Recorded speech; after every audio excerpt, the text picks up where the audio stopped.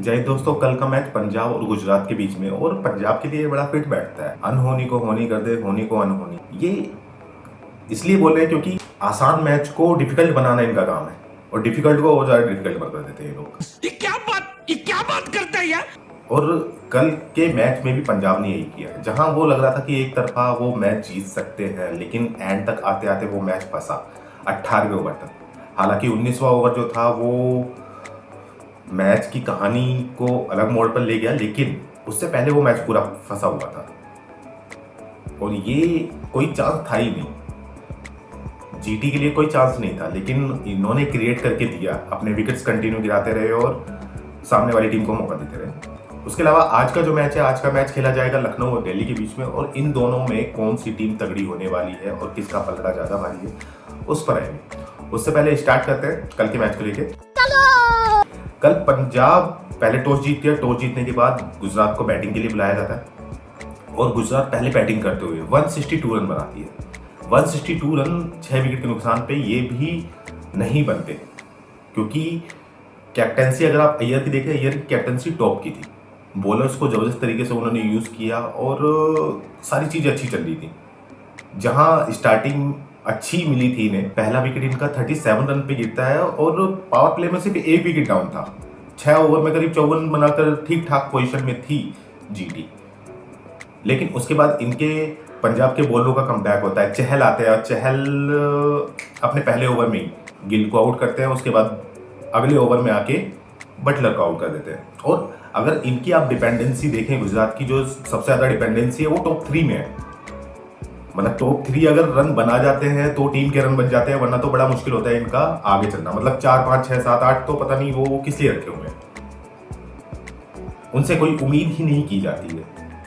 कल के मैच में भी हुआ। कल साई सुदर्शन सबसे पहले आउट हुए, उन्होंने 13 रन बनाए। उसके बाद गिल आउट होता है 39 रन बनाकर, और बटलर भी 38 रन बनाते हैं। उसके अलावा किसी और बैट्समैन को आप ये नहीं कह सकते कि हाँ ठीक है इसने अपना अच्छा परफॉर्मेंस करके दिया, 5 नंबर पर 6 नंबर पर आकर चीजें अच्छी की हो। उसके बाद फिलिप्स आते हैं। फिलिप्स ने भी कल 25 रन बनाए, थोड़ा बहुत कंट्रीब्यूट किया। वोशी आते हैं, वोशी ने भी 18 रन बनाए, लेकिन इसके अलावा और कोई कुछ खास नहीं कर पाया, जिसकी वजह से टीम 162 पर रह गई।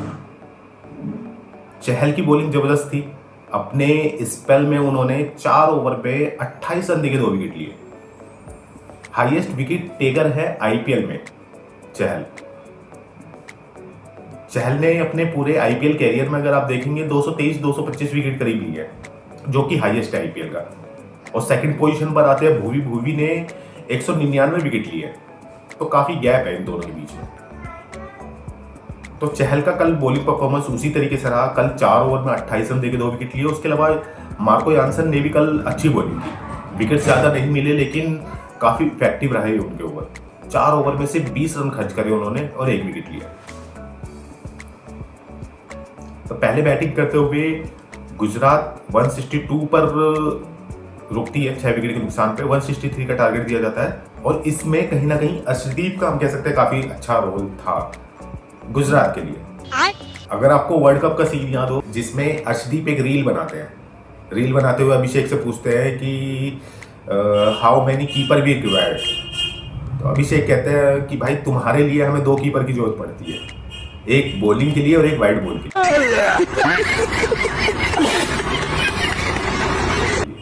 क्योंकि वाइड बॉल इतनी डालते हैं अर्शदीप। और कल लास्ट ओवर पे भी उन्होंने वही किया। अच्छा खासा कंट्रोल में था 19 ओवर तक सब कुछ, लेकिन लास्ट ओवर में अर्शदीप आते हैं और 6 बॉल का ओवर वो 12 बॉल में कन्वर्ट करके जाते हैं। 5 वाइड और 1 नो बॉल डाली उन्होंने। हालांकि उसके अलावा भी बहुत ज्यादा रन नहीं बन पाए उस ओवर में, लेकिन कहीं ना कहीं जो 5-6 रन उन्होंने एक्स्ट्रा दिए, ये और कम हो सकते थे। 155 तक रोका जा सकता था, लेकिन अर्शदीप तो अर्शदीप है। उसके बाद जब बैटिंग करने के लिए आता है, बैटिंग करने के लिए पंजाब जब उतरता है, प्रियांश आर्य जल्दी आउट हो जाते हैं, 7 रन बना पाते हैं। और उसके बाद परवर सिमरन 37 रन बनाते हैं। और उसके बाद नंबर 3 पर कॉनले आते हैं। कॉनले बेसिकली आईपीएल डेब्यू था उनका, पहला मैच खेलते हैं। ऑस्ट्रेलियन प्लेयर है, 22 साल की उम्र है इस लड़के की। और ये दोनों चीजें, ये एक तरीके से स्पिनर ऑलराउंडर है। नंबर 3 पर इन्हें बैटिंग के लिए भेजा जाता है। नंबर 3 पर या तो अय्यर को आना था या कोहली को आना था। वो I think left right combination वो मैनेज कर रहे थे और वहां पर नंबर 3 पर कोहली को भेजते हैं और वो एंड तक नॉट आउट रहते हैं। क्या जबरदस्त पारी खेली है उस लड़के ने कल। 72 रन बनाया, नॉट आउट गया है, मैच को जिता कर गया है। फाइनल विनिंग रन उसी के बैट से आया और सिर्फ वही था वो जो एक छोर पर टिका रहा, जिसकी वजह से ये मैच निकल पाया। वरना तो पंजाब ने सिचुएशन बना दी थी। इतना लंबा टारगेट था नहीं, लेकिन पंजाब सिचुएशन क्रिएट कर चुका था। नंबर 4 पर आते हैं सुरेश अय्यर 10 ओवर पे 18 रन बना के खेल लेते, लेकिन उसके बाद कोहली एक जबरदस्त बॉल मारते हैं और वो जाकर उनके नॉन स्ट्राइकर हैंड पर, उनके हाथ पर लगती है, वो इंजर्ड हो जाते हैं और उसकी नेक्स्ट बॉल पर आकर वो आउट भी हो जाते हैं। तो सिर्फ 11 बॉल पर 18 रन बना पाए श्रेयस अय्यर भी। नेहल वडेरा भी कुछ खास नहीं कर पाए, सिर्फ 3 रन बनाए उन्होंने।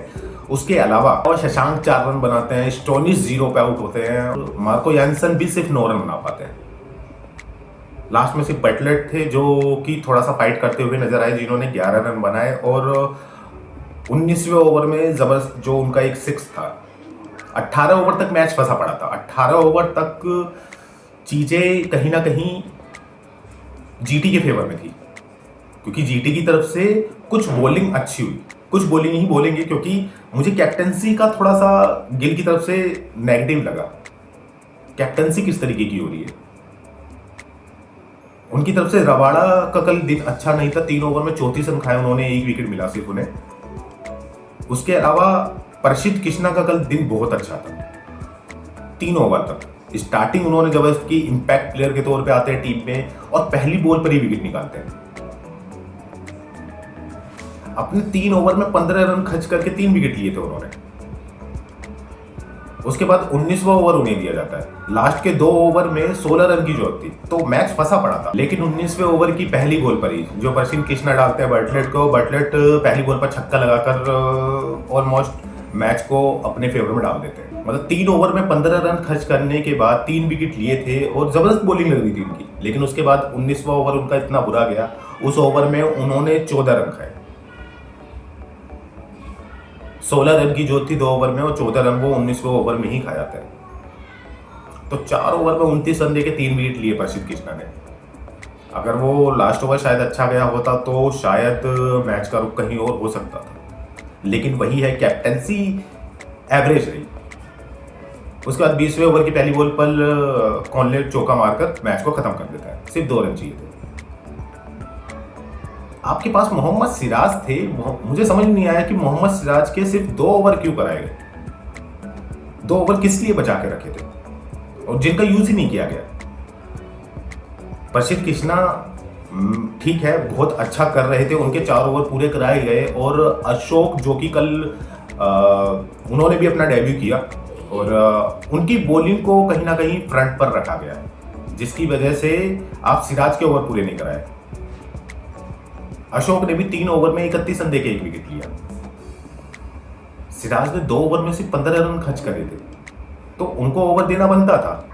और वो आपके ओपनिंग ओवर और फिनिशिंग दोनों में काम करते हैं।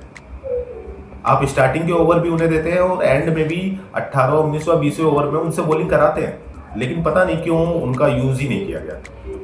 और रिजल्ट ये था कि पंजाब ये मैच गुजरात के हाथ से छीन के ले गया। पंजाब का अगर आप पिछले 6 सालों का रिकॉर्ड देखें तो ओपनिंग अपने सारे मैचेस जीतते हुए आए हैं। पिछले 6 साल से अपने जो भी पहले मैचेस खेले हैं सारे मैचेस जीते हैं और ये कहीं ना कहीं एडवांटेज रहा है। अभी पिछले आईपीएल में 4 मैचेस हुए हैं और चारों मैचेस में जो भी होम टीम रही है, होम टीम ही जीती है।